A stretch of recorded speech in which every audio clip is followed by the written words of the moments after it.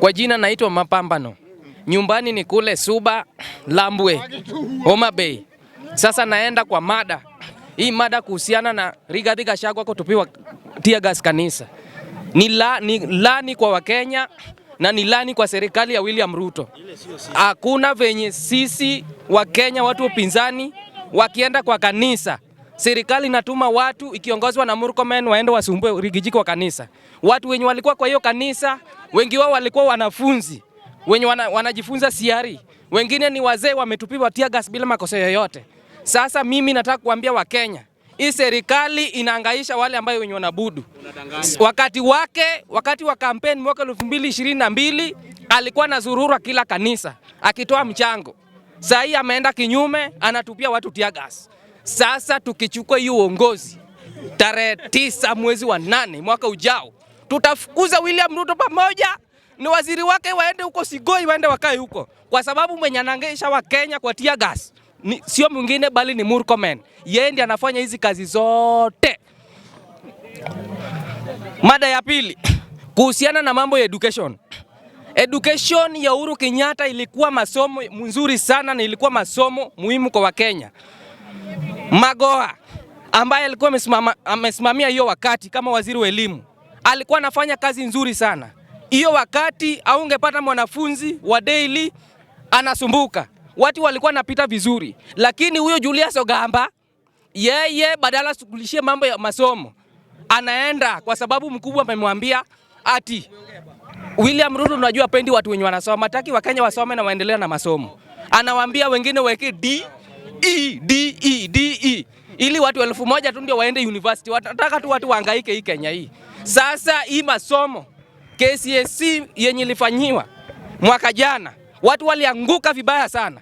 Na si kupenda kwao kwa sababu ya uongozi mbaya ya William Ruto. Alikana na Julius Ogamba akaribu kila kitu na pesa wanakula.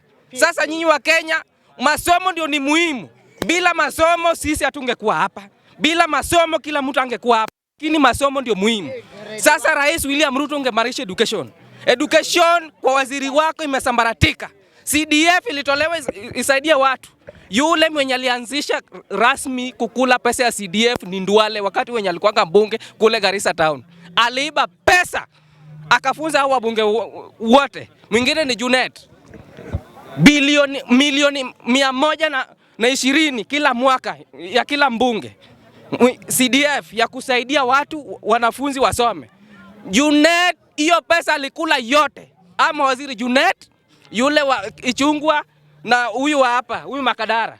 Hao ndio wanaongoza kwa 78% kwa kukula CDF Kenya hii. Sasa mjiwaangalie kabisa. Wanafunza hao wabunge mpaka wakafunza huyu MCA wa hapa. Pia yeye pia ni CDF. Yeye ndiye anaongoza MCA wote Magoba kwa kukula pesa CDF ya kusaidia watu. Tarehe 9 mwezi wa 8. Tuwasafirishe Magoba Busia direct. William Ruto Sugoi, Murkomen kwake. Sasa nataka kuambia hivi nikamalizia. Tuwe jipange. Yote yawezekana bila Ruto. Yote yawezekana bila Ruto. Yote yawezekana bila Ruto. Yote yawezekana bila Ruto. Yote yawezekana bila Ruto. Yote yawezekana bila Ruto. Yote yawezekana bila Ruto. Yote yawezekana bila Ruto. Tusimame sisi wote tarehe 9 simbali mwezi wa 8 mwaka ujao. Tusimame na tuchukue wenye wajachukua kura. Mjiandikishe mapema ili tutamka. Unajua walikuwa na mkanga saa 12 raundi saa 9:30 muwe polling station, mngoje mpige kura tusafirishe William Ruto nyumbani. Asante.